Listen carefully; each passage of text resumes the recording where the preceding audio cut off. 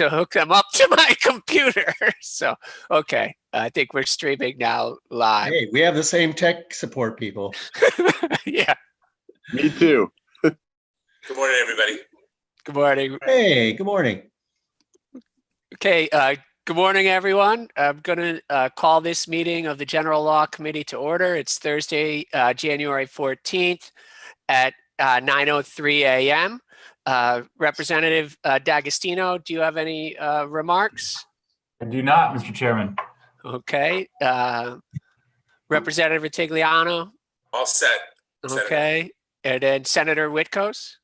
Just a question, Mr. Chairman. Are we going to be able to have the clerk share the screen with the agenda on it? So if folks haven't had a chance to look at their email, they can see that on the screen, and the public will be able to see what it is that the items that we'll be voting on, if we're just voting on by number. Yes, let me just make sure with the clerk, he would be able to do that, but thank you for reminding us. And I think that's a great idea in case anyone doesn't have the agenda right in front of them. So Sam, would you be able to do that? I can pull up the agenda and share it with all of you, yes. Yeah, okay, great. Thank you, Sam. Thank you, Mr. Chairman. It's much better than me and my headset to look at the the agenda. So thank you for doing that. We love the headset. So, okay, next, so we're going to raise concepts today. We have concepts to be raised. We'll go through, I guess I could give a brief summary. I'll wait until Sam shares that. Oh, wow, you guys have been busy. Okay, so item 1 is an act requiring manufacturers of brand name prescription drugs to provide samples of such drugs to manufacturers of generic prescription drugs. And this is just requiring them to make available for sale to the generic companies. All of these, the majority of these were concepts that we actually passed out of committee last time. So they are, for the most part, fully drafted from, again, last session where we weren't able to complete. We got the voted things out of committee, but then did not get to vote on them on the floor. Chairman, if I may, for just a quick second. Sure. Can we go a little slow as we go through these? And then if, for the members, if they have a question or they want to make a comment, they should use the raise hand feature. And then that way the chair could call on those folks. So we just, if somebody has a comment they want to make or have a question, they have some time to be able to do that. And the raise hand feature is found in the reactions button on the bottom of your screen, if that's okay with the chair. Senator Witkos, that's a great idea. Thank you very much. Sam, I would ask you just to let me know. I can't see everyone on my screen. So if someone raises their hand, would you mind just letting me know? Yes. Okay, thank you. So the next is an act concerning the availability of generic pharmaceuticals. That was, again, a bill that we had heard last time. It prohibits the pay to delay. I know that there were some questions about that from before, but you know, we thought it was important to raise that again and give that a public hearing. An act concerning data privacy breaches. It's updating our data privacy breach statutes. That's from the Office of Attorney General and their data privacy unit. An act concerning price gouging. I believe that is a new, yes, and so we will have to see the language on that, but I think it is just as it sounds. And I'm sorry, let me slow down. Were there any questions on those? And again, we still, they still have to be drafted. So we do have from last year. So I have my notes from last year, but there may be some changes before the public hearing. An act concerning new home construction and home improvement contractors. Senator Witkos, would you like to describe that bill? Sure. Thank you, Mr. Chairman. This is a bill that we passed out of committee last year, and I formed a roundtable with all of the folks that have to deal with new home construction, home improvement contractors. The Judicial Department, they have agreed to expedite and have a docket solely for home improvement contractor issues. And it was supported by everybody that sat at the table to come up with the bill. And so at least now we'll be able to have something in writing so the whole committee can hear, and then the folks can weigh in at the public hearing. So I'd ask that people support this so you can hear firsthand during the public hearing. Thank you, Mr. Chair. Thank you, Senator Whitcross. Thank you for all of your work on this. It's important work, and we appreciate you really have dug into this. So next is an act concerning consumer privacy, and that I've done some work in the off session on that. That bill did not pass out of committee last time, but we're looking at instead, I held a few meetings with a number of different experts, and we're looking at some consensus legislation, meaning that there were two pieces of federal legislation proposed from a Republican senator, Democratic senator. So we're analyzing the 2 points that are common to both pieces of legislation, and then I'm looking at them, you know, from a small business perspective and what can we implement here. And so that, again, it's not what was drafted last time, so that will be drafted. So I would ask for your support in drafting that so we can at least hear that concept. An act concerning revisions to the medical cannabis statutes. Chairman D'Agostino, would you mind describing that? Yes. Can you hear me, Mr. Chairman? Yes, I can. Great. Thank you, Mr. Chairman. Yeah, this is again what we drafted last year, minus the provision to codify the expansion of the program to various categories of pain, because that was already done via the Regs Review Commission over the summer. So this is narrowed to looking at reducing the fees and allowing patients to purchase from not just one facility. So long as the facilities are in the system and we can track that somebody's not over purchasing. If you're visiting your mother in a different town, you can go to a dispensary there to purchase your medicine rather than being routed to only one. So that's what this bill does. Great. Thank you very much, Chairman D'Agostino. An act concerning fair reimbursements to retail dealers of power equipment. And so with that, I believe that the bill that we had passed out last time had said it so that the supplier must pay the current net price plus 18%. And that was a bill that had been agreed on, I believe, between both parties. You are correct, Mr. Chairman. Thank you, Senator Whitcross. Do you want to add anything on that? I know this is one that's been around for a while that predates my time. So if there's anything else you'd like to add. Sure. The impetus behind this was the fact that a lot of people buy their equipment from large box stores, but yet they don't have a mechanism to make repairs there. So they go to their local repair shop, and they are held to a standard as to they're undercut on the price of the parts and on the labor as a set price. And actually some of the smaller dealerships, which are the small mom and pop facilities in Connecticut, actually lose money on doing that repair, but they have to do it basically because otherwise they wouldn't be able to carry the brand. So this kind of pays them for the work that they complete on a fair basis. And it's as long as it doesn't change, and we would urge the members not to add any amendments to this bill and pass it out in its current form once we get to the JF date. Great. Thank you very much. Add as a side note, this was championed by our good friend Representative Orange for years, and that mantle's been taken up by Doc Pettit. So great. Thank you, Representative Retigliano. Next is an act concerning tobacco bars. So this, I guess, looked at the definition of a tobacco bar. It was supposed to have been operating in the previous legislation after October 1, 2020. So I think there'll be a change on that date, but otherwise, that's what that bill does. Does anyone want to add anything? Or are there any questions? And again, we're voting to raise these concepts. So, okay. An act concerning acceptable forms of currency as payment.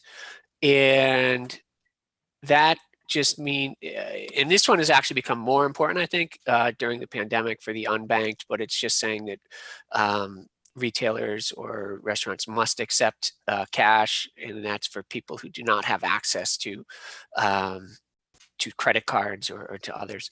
Is there anyone, is Representative Cheeseman on? Would you like to? Cheeseman is here, yes. And would you like to add anything to that? Well, I was contacted by Rep. Kim Rose, where she was being approached by constituents who were paying and then were not being given cash and change, were being given gift cards instead, or told they could not pay in cash.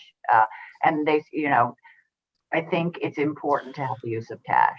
And as you said, and particularly important during this pandemic. And just from a scientific point of view, when they did the studies, the virus actually lives longer on plastic than on paper. So you're probably better off handing over a 20 than your. So anyway, thank you. It did pass out. We passed it out of the House, did not get raised in the Senate, I guess, in 2019. So I hope our senators will help Senator Maroney, Senator Kissel, Senator Whitcombs get this across the finish line this time. Thank you. Thank you. Thank you, Representative Cheeseman. And Representative Rose had reached out to me as well on that. So the next is an act concerning alcoholic liquor. And I believe that that is going to be our omnibus liquor bill. Representative D'Agostino, would you like to talk about that? Thank you, Mr. Chairman. Yes, that'll be our catch-all bill where we will consider a number of concepts from last year that passed out of committee, as well as some new concepts. So we'll have a public hearing and hear it all, and then revise as we need to. Great. Are there any questions on that? Okay. Next is an act concerning certain alcoholic beverage systems. So that is the self-pour. Again, I think it's over 40 states that allow that, allow self-pour systems. And so Connecticut is one of the few states that do not currently allow the self-pour systems. Are there any questions on that? Okay. And act concerning changes to the consumer protection statutes. And so that is a department bill. Last year, within that, they had looked at, there were some things related to health clubs, damage to vehicles, something related to printing the manufacturer on manufacturer buyback on titles. There are a number of issues in there, but again, that's a department bill, and I'm assuming it will probably be updated from last time. An act concerning revisions to pharmacy and drug control statutes. So again, last time, and it's probably will be updated, I would assume, but there were, a few things in there allowing pharmacists to prescribe EpiPens among them, and that again is a department bill. An act concerning licensing and enforcement. Also DCP. It's okay, and that's also a department bill. An act concerning antitrust issues and the palliative use of marijuana. And that we had passed out of committee last time. Also DCP. And it's a department bill. So an act concerning nonprofit club fees. And so that is a fix that I think a lot of us have heard from our constituents about when we did the large revision to the liquor statutes a few years ago. Inadvertently, a lot of the nonprofit and private clubs, such as our Elks clubs, Legion clubs, or Irish clubs, Italian clubs, who had been paying anywhere between $300 and $815, were consolidated into the cafe permit that is a $2,000 annual permit. And so what this would do would be to grandfather in everyone at the nonprofit club rate, which is I believe it's $815, but it's in the $800 range. So, can I ask a question on this one, Mr. Chair? yes. Is this a bill that we could possibly fast track to get it voted out of committee? Because my understanding is people are being asked right now to pay that $2,000 fee. They've already gotten the bills, and they're being told if they don't pay the whole $2,000, they'll be closed. So I'm just curious if we could consider, totally up to the chairs, if it would be possible to consider fast tracking this bill along with any others that you are all interested in doing. But I was just curious about that. Thank you. Senator Austin, thank you for your question. Yes, I think Representative D'Agostino, I believe it is our intent to get this through as quickly as possible. Currently, the licensing fees have been extended through February 9th by executive order, and we're not sure. I think there is a chance they could get extended again, but again, we're not necessarily involved in those negotiations. But one of the things that we will do in this bill is to allow for reimbursements, meaning currently you're not allowed to be reimbursed, for overpaying. We do realize that that would create extra work for DCP. So our hope is that we can get this done in time so that they wouldn't have to issue any reimbursements. Although there may have been a few clubs who have already paid that. So thank you for your question. If I could just speak to the level of commitment on both sides of the aisles to fix this issue, which I believe would have been fixed last year if not for the pandemic. So I certainly would support, along with the chairs, fast tracking this bill as soon as we possibly can. I would just like clarification for the reimbursement, if I may ask that question. Yes, For Senator the reimbursement, would that include those that overpaid last year too? Yeah. Yes, it would. So the 3 or however many people who have paid this month prior to the February 9th would be reimbursed, as well as, correct, anyone else who had paid early. It's our intent to hear this. I mean, we're going to talk about meetings, but we should have public hearings before the end of the month, and it's already drafted. I see no reason why it can't be voted out of committee by the end of the month. Thank you. Okay, thank you. An act concerning in-state transporters, permits, and vessels.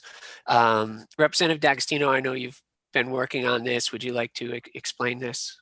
Yeah, similar and related issue. This is really just a way of recognizing the fact that, in particular, our crosstown ferry operators operate multiple vessels, and they're really under one operating unit, and there's no reason to have a separate liquor fee for each vessel when we can go to the one operator and make sure that that operator is operating appropriately.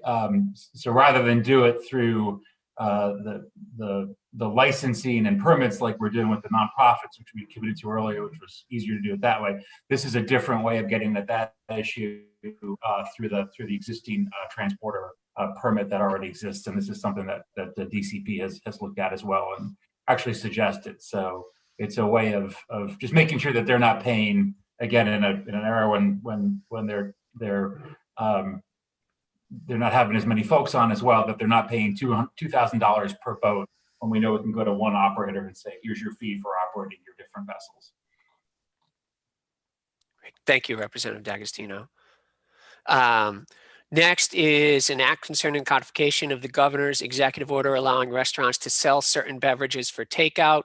So within that executive order allows restaurants to sell alcoholic beverage in a sealed container for takeout. So for usually mixed drinks, but it doesn't have to just be the mixed drinks.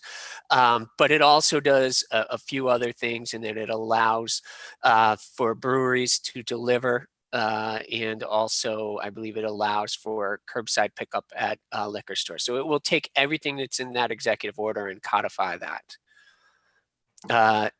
An act concerning the Department of Consumer Protection. So again, I know we don't necessarily like to say placeholder bills or catch-all bills, but in community building, there's a new concept of placemaking. So I'm going to say these are placemaking bills, and we're going to hear them because we're sure that there are concepts or things that need to be changed that we don't know of at this moment. So that will be these next, these last 4 bills, items 20 through 23.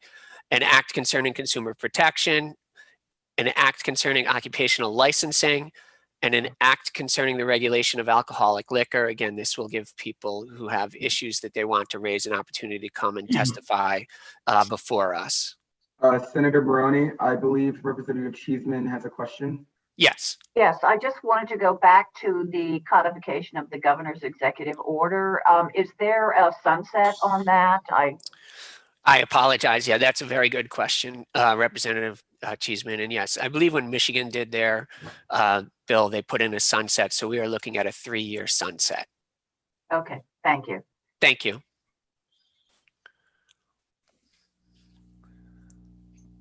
Okay. Senator Maroney, I also believe Senator Wickos has a question. Okay, Senator Whitkos. Thank you, Mr. Chairman. Not necessarily a question, but just a comment to members on our side of the aisle. I would ask that you support the agenda when we come to vote, although you may, at the end of the day, not support the bill coming out of committee, but I think it's always important to obtain public input on the various items that are before us. And Representative Rutigliano and I worked with the chairs in a bipartisan fashion to come up with this list. And we'd ask that we support the agenda as is. Thank you, Mr. Chairman.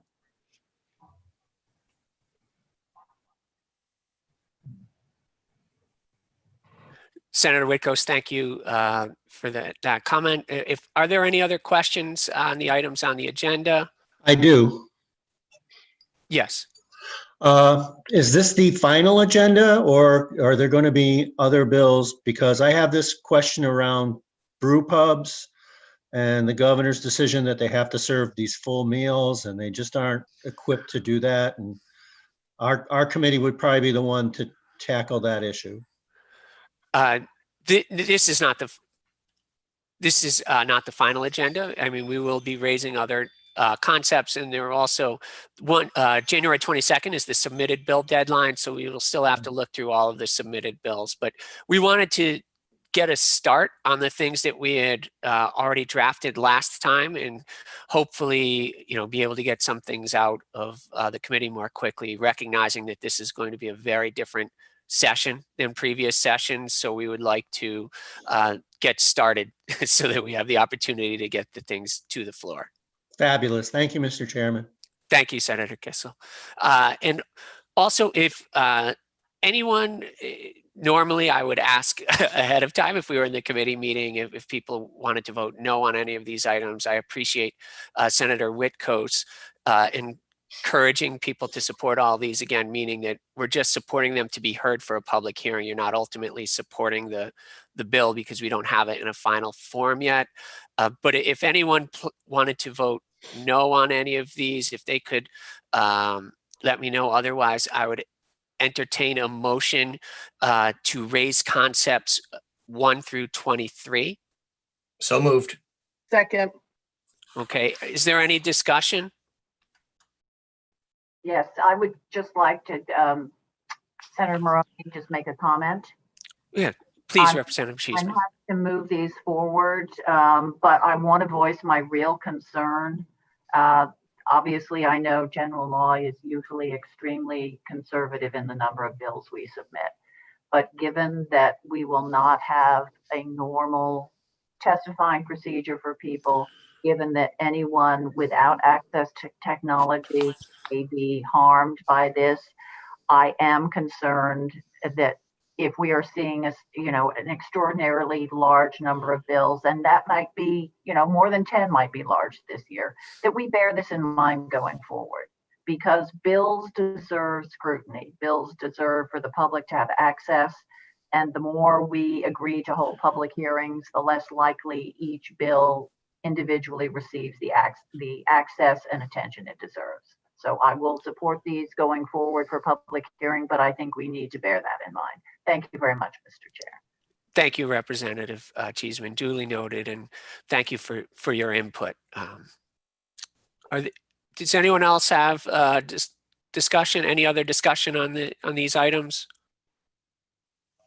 If not, Mr. Clerk, can we do this as a voice vote, or do we need to call roll? We do need to call roll. And so what's going to happen is I'm going to have to stop sharing the agenda and go to screening view. And then I will call on each legislator individually. And when I call your name, you will say either you say yay, nay, or abstain. Okay, great. Thank you. Mr. Clerk, if you could call the roll, please. Okay.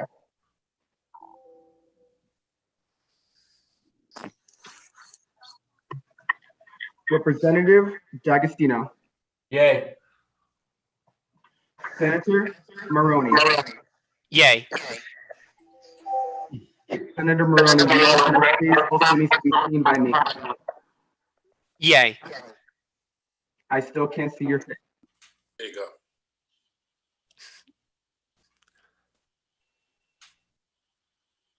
I see him fine. I see him. I need to see him on screening view. So if everyone can just be on mute until I call your name. So Senator Maroney, Yay.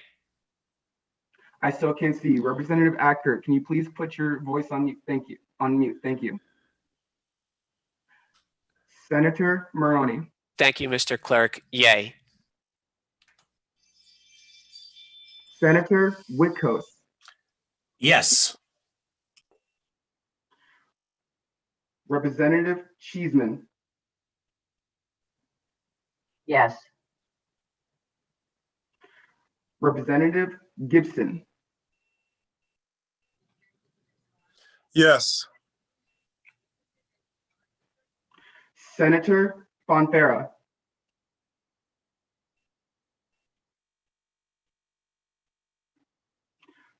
Representative Ali Brennan,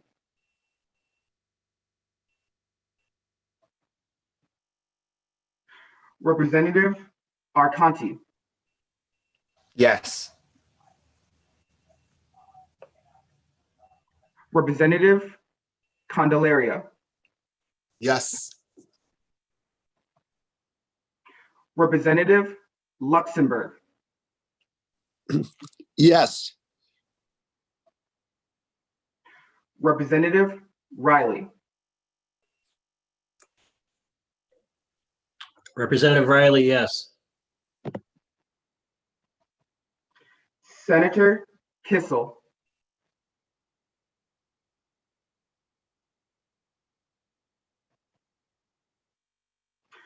Representative Ackert, Yes. Representative D'Amelio, Yes. Senator Winfield, Senator Winfield, yes.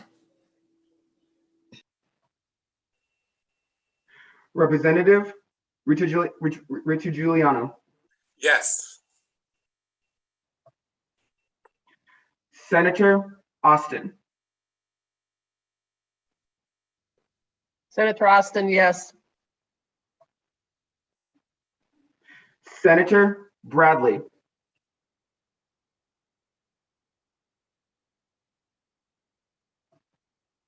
Representative Hayes, Yes. Representative Winkler. Yes. Is there any legislator's name who I did not call?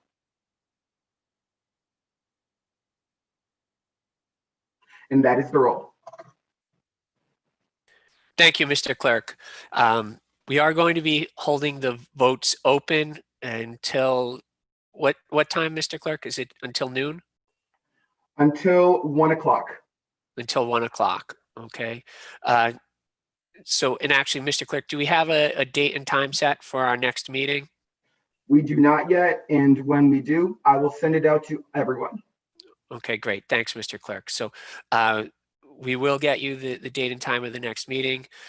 We're hoping if we can get these concepts drafted to have public hearings, not next week, but the week after. But we need to have drafted and they need to get a bill number before we can put items on for a public hearing. So we do anticipate the 26th or the 28th having a public hearing for these items.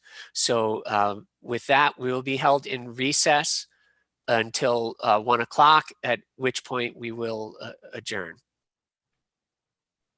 Senator Maroney, do you want to go through the procedures for someone if they have missed the meeting? How do they just log on to the Zoom and look for Sam and say, here I am? So it might be useful to explain that. Yeah, thank you, Representative Cheeseman. So if anyone has missed the meeting, the Zoom link will stay live until 1 o'clock. They can log on. They have to, again, be able to show their face so that Sam can see their face, and then they will cast their vote. Thank you, Mr. Chairman. Thank you, Senator Witkos.